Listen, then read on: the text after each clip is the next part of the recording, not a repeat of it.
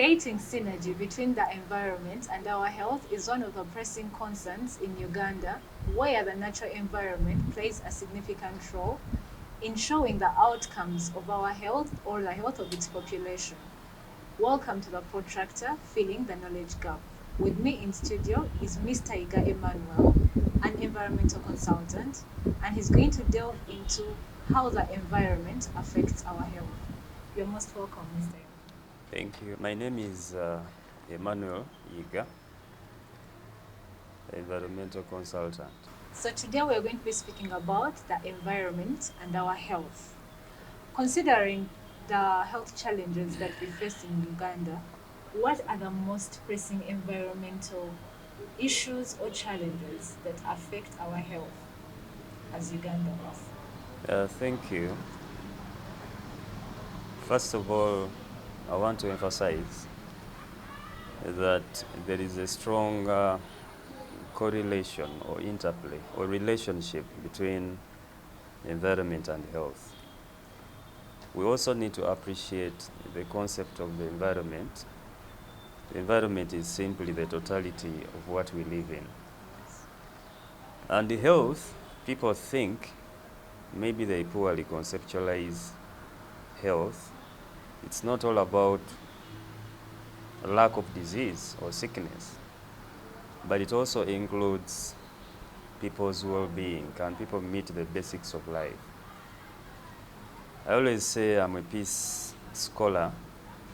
When we are trying to understand the concept of peace, we have what we call positive peace and negative peace. What do you mean by negative peace? Negative peace is simply absence of war or violence or conflict or any form of human rights violations in society.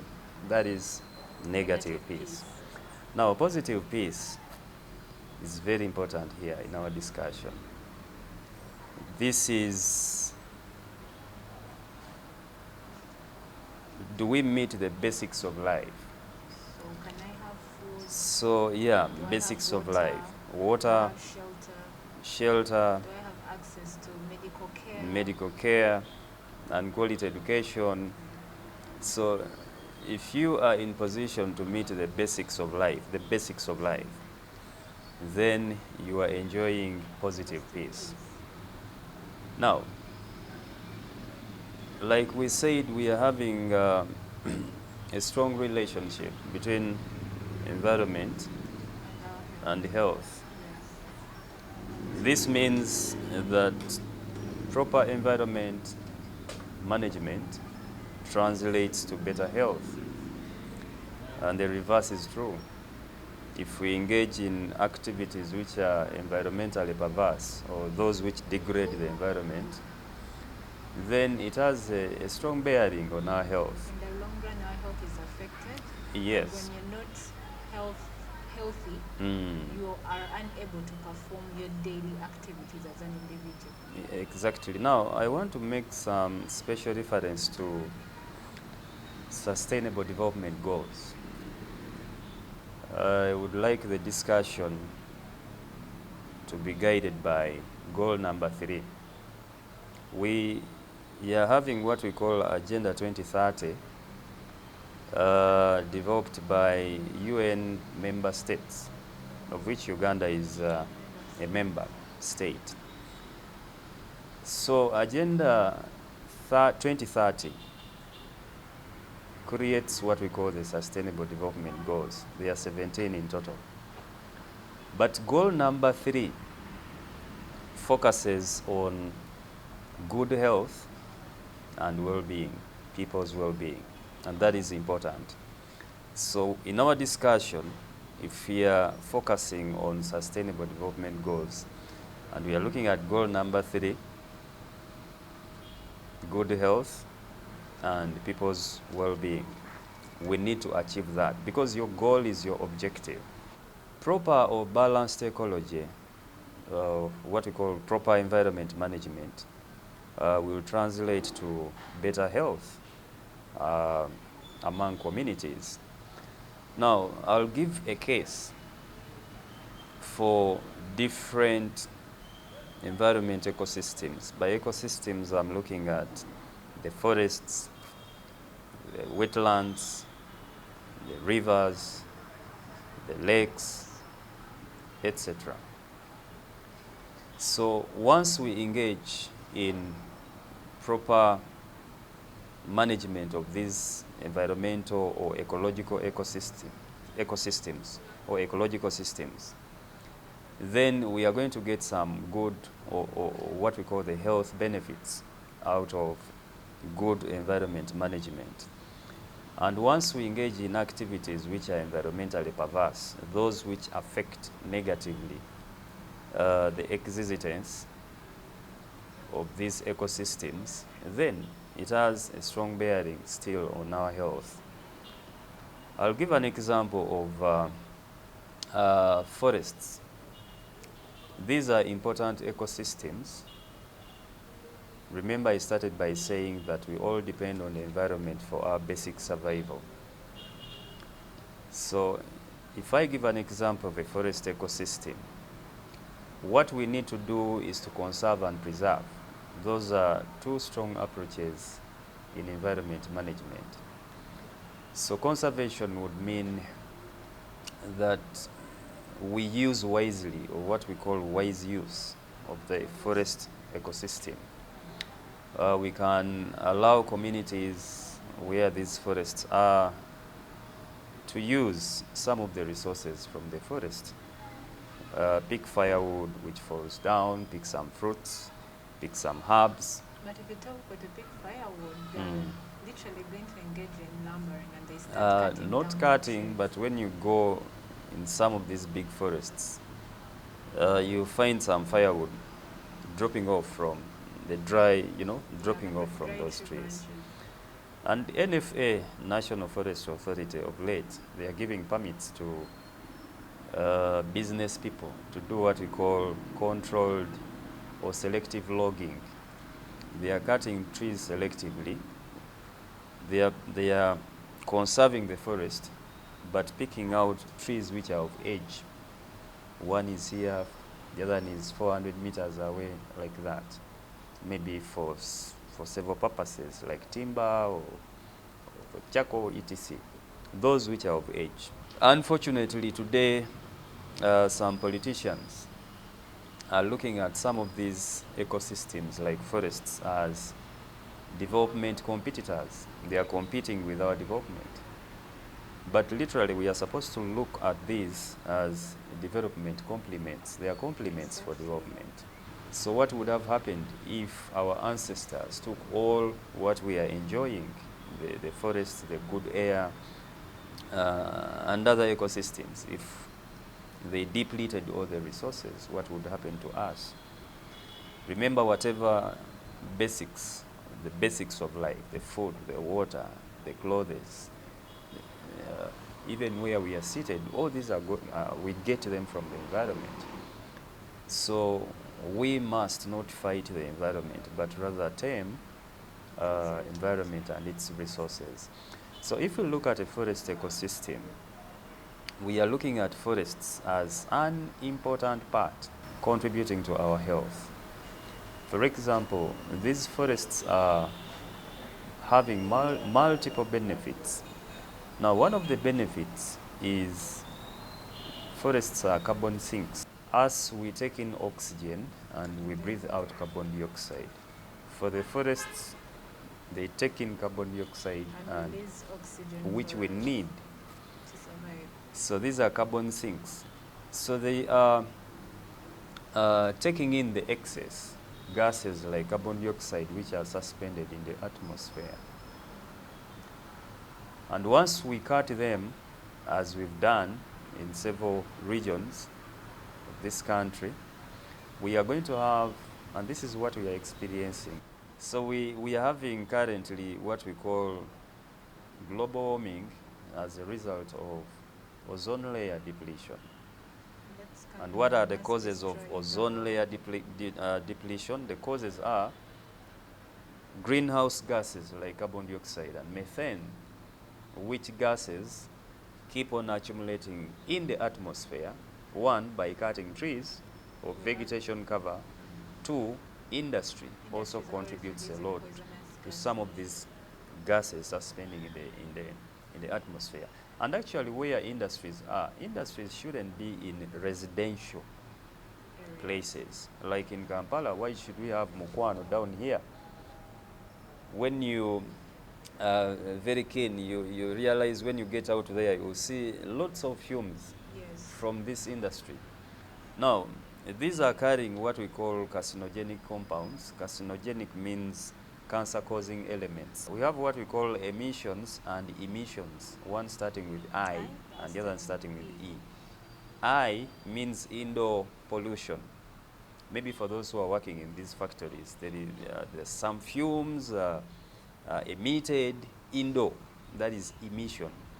So as we are more used to the emissions, the poisonous gases that are released outside. They are quite toxic gases, and most of these are carrying cancer-causing elements. People are getting skin rashes, people are getting breathing issues. So eventually, scientifically, we get what we call biochemical accumulation. We accumulate chemicals in our bodies, and this is not good for our health. So we should have industrial zones or parks like the Namanve or elsewhere instead of having them within the city center. Every time we are talking about forests, that some of the people who are in politics, they are looking at forests as development competitors, so they don't see the value of these environmental ecosystems. And here what we need is strong media campaigns to create awareness, to educate and sensitize people about the value and the challenges associated with degrading the environment, because eventually these have long-lasting effects on our health. Speaking of that, as you said, that politicians look at these forests as development competitors. So how is urbanization, or the rapid urbanization rate in Uganda, how is it contributing to many of the environmental challenges that we are facing today? A high population puts a lot of stress to the available resources, including land. Let me give an example. When the population in Kampala keeps on increasing, we have what we call environmental carrying capacity. It's an ecological term, environmental carrying capacity. It means the number of people, the total number of people who can be supported by the available resource, provided the resource base is not depleted. If it's land, people normally use population density, how many people occupy land per square kilometer. So when the population density is high, it means land cannot support the high population. And here we are going to have environmental degradation, in form of when you go to places where there is farming or places where there is animal rearing, you see overstocking, and overstocking translates to soil erosion, and all these translate to affect the welfare and well-being of people. Actually, we've been seeing people occupying wetlands, occupying swamps, people clearing forests. We do not only need environmental policies or regulation, but we need some well-thought-out policies that can address these issues. Why should people be evicted from UVG and some have settled beyond 12 years? It has some legal implications. You become a bona fide occupant, and probably someone has to come and compensate you if you've stayed for 12 years there and above. Now, ideally, we have what we call change in land use, from a wetland to a settlement, from a wetland to industry zone, from wetland to farmland. And this is wrong. That's why we are having so many health issues. Now, you talked of urbanization. The more people in an area like Kampala, they are going to generate more wastes. We do not have a proper waste management strategy. We've recently had disasters in Chitezi and landfill. We are having a landslide. This is first ever in the whole world. We've never had a landslide from wastes, yes. And the more people, that is urbanization, coming in towns or in urban areas, the more wastes to be generated. So every time we do have lots of wastes being generated. And here I want to be very categorical. We do have different forms of wastes or types of wastes. We have what we call biodegradable wastes and non-biodegradable wastes. So biodegradable wastes are those which can decompose. Yeah, they undergo that natural process. They are broken down by bacterial activity. That is decomposition, non-biodegradable. These wastes, yeah, the polythenes, the bags, the bottles, the metals, etc. They cannot be broken down by bacterial activity, what we call decomposition. So it affects our health in a way. We are consuming polluted water. That is water pollution. If you have a landfill where there is a community, we are sure the water is going to be contaminated. Like I said, both open water sources and underground water sources. So it is affecting our health. So every time people's health is affected, it means their welfare. They are going to spend on treatment, and eventually the money which would have been used for it's now channeled to health. So urbanization, in as much as it is good, it is associated with a host of challenges, health-related challenges. So proper environment management, I can say, translates to good health, and improper or poor waste management will translate to poor health. We are having lots of slums because where there is urbanization, these are things. Very many slums. Yeah. Everyone feels like they need to have a house in town. Yeah. Because it's hard for someone to be coming from the village and they have to commute from a rural area to an urban area every day to come and make a living. So some of these people resort to coming to the city and they fix in those small areas so that they can have easy access to urban areas or their working places. Now we are talking about forests. Forests are known for being water catchment areas, meaning every time we deplete this resource, we cut it down, we are missing out on this source of river. Many people are depending on this to get clean and safe water but the source is here. The other thing, they also contribute to what we call the hydrological cycle. What is the hydrological cycle? Hydrological cycle is relating to rainfall formation. Yeah? You'll realize that the forest itself will change or affect the climatic conditions of a place. Yes. Besides the temperature, the cool temperature, the fresh, the good air, they contribute to rainfall formation. And remember, Uganda is one of the major sectors in this country is agriculture. And our agriculture, because we are lacking technology, is rain-fed. The farmers depend so much on nature to do their agriculture. When it rains, it's good for them. When we are having a prolonged dry season, they suffer losses and all that. So we indirectly, some of these farmers are planting food for subsistence or for home consumption, and what is left they take to the market. That's where they get how they meet other basics of life, education, medical care, etc. So every time the rains are affected by cutting forests, indirectly the health is They are affected because you unable to won't have access even food, money. Yes, and they are unable to also take the and supplement poor feeding leads to to poor health. poor health. The children will be malnourished. I hear there is kwashako, I don't know, poor feeding out of, especially to the young ones.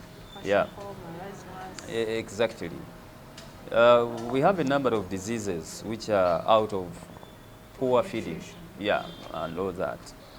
So they don't have the money even to seek proper medical care where there is need, because their farms were affected by prolonged dry seasons. And that is And going this, to lead to high mortality rates in the country. exactly, someone gets malaria, the whole household, they get malaria. What happens? They go to the forest, look for herbs, mululuza, etc., etc. And they are not seeking proper medical care because they cannot They are unable afford, to. Yes. and maybe their economic activities, many engage in farming, um, resources were depleted like forests and people. We used to have two rainfall seasons, but currently most of the places are experiencing a monomodal or one single rainfall season throughout the year. And that Why? rain season that is not even known. Usually we know that Exactly. this from this month to this Exactly. month it is a Exactly. rainy period. Yeah. But now we cannot even tell. We are just you're just and you're like, oh, the rain is Climate falling change. today. And even when with that one season of rain, we experience what we call torrential or erratic rains.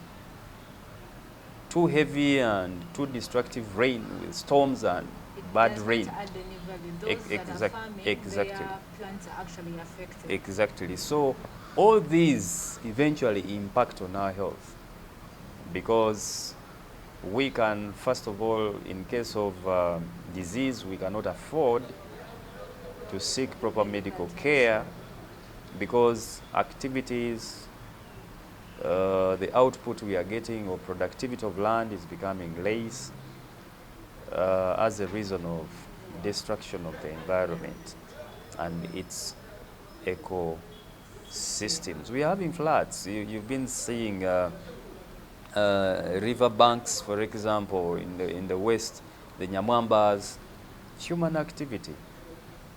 People settled alongside the banks, Even Lake Victoria and the itself law, yeah, has. the law is very clear. If it's a river, 100 meters away. If it's a lake, 200 meters away. If it's a wetland, 30 meters away.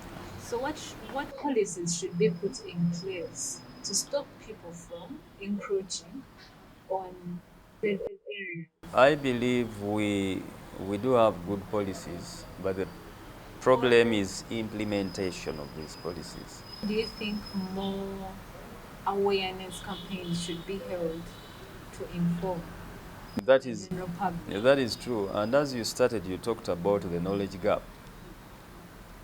We should ideally, especially from the media side, ideally we should, one, every media house, I strongly advise that every media house should have an environment desk. People who have the expertise, people who are professional, people who are competent to report on environment issues. And the other thing, government should think about having the so-called environmental courts.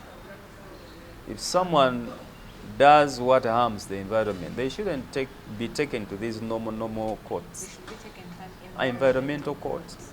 Yeah, and they should be punished. In South Africa, they have a principle called polluter pays principle. You pollute, you degrade, you harm the environment, you pay.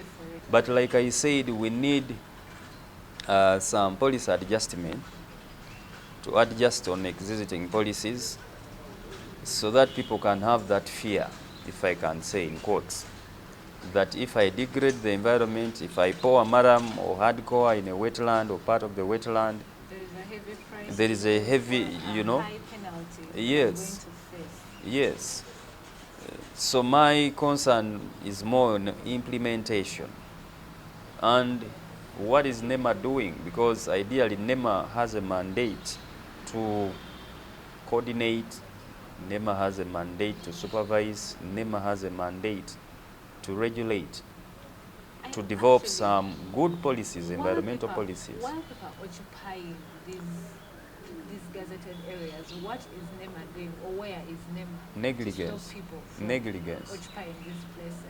Negligence and probably incompetence in these agencies. Otherwise, it's not biting. There are so many activities out there which are environmentally perverse going on, and NEMA is watching.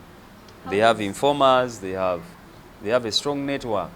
How did someone occupy Luigi for over 12 years and then you are evicting them now and you're telling them that it is a gazetted area, it's a wetland? So we are having issues to do with the implementation of some of the so-called good laws which we have in place. And of course, we need to come up with more laws, more robust laws, environmental policies or green policies to address a number of, and of course, we are calling this the Pearl of Africa. But I think we don't deserve anymore to call this country the Pearl, basing on the high levels of environmental degradation. So, as we are coming to the end of this discussion, what suggestions do you have when it comes to improper waste management?